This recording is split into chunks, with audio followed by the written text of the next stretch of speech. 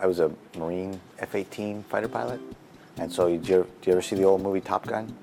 Well, fighter pilots in the Navy, Marine Corps, Air Force, we have called call signs. One word, one name that you can talk to someone when you're flying between airplanes out and say, please, Dmitry Nikolaevich, turn left. You know, you say, comrade, turn left. You know. So mine typically have call signs because of something to do with our name or if we've done something stupid. And so I like one pilot who blew both the tires on his airplane. He got the call sign Bam Bam.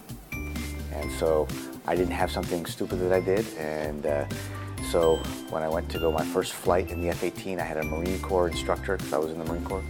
And he said, I'll think of something by the end. And we got back and he goes, Bresnik, that sounds like Brezhnev. We'll call you comrade. And I didn't do anything stupid the next 25 years to get a new one. We were fortunate enough to experience the miracle of adoption back in 2008 when we adopted our son Wyatt from Dnipropetrovsk. And he was 2 years and 9 months at the time. And it was just a wonderful time for our family. And since then, I was back a few years later. We were back a couple of years ago during the summer to come visit. And you know, Wyatt and our daughter Abigail, we all came and spent time here in Kyiv and Dnipropetrovsk. And so that was our opportunity to get things that I could take with me on the space flight for Ukraine. You know, Wyatt's hometown and home country. And so I was able to take a Dnipro city crest.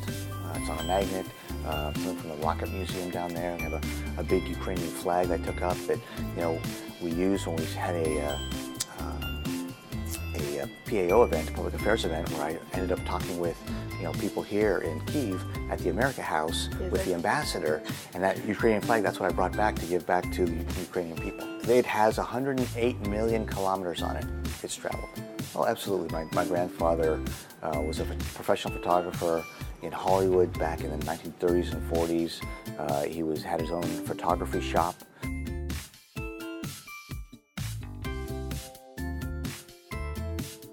And he always had a camera, and my dad always had a camera. I grew up with a camera. You know, the first thing I bought was not a bicycle. I bought a camera, and you know, it's allowed me to capture some beautiful images here on Earth as well as from space.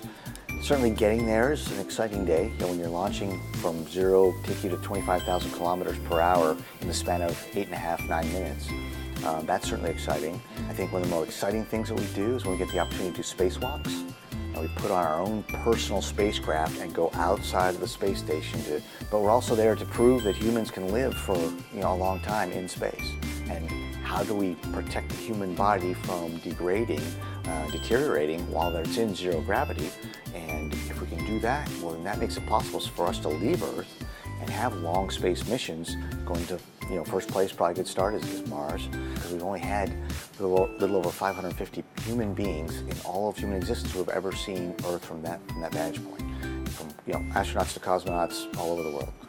And we're working really hard now to make that something that maybe we'll have 550 people a week going to space. That would be our goal. But until then, by sharing the experience here, hopefully people will be a part of it, and will excite kids to really work hard in school so that they can be the next generation of space explorers.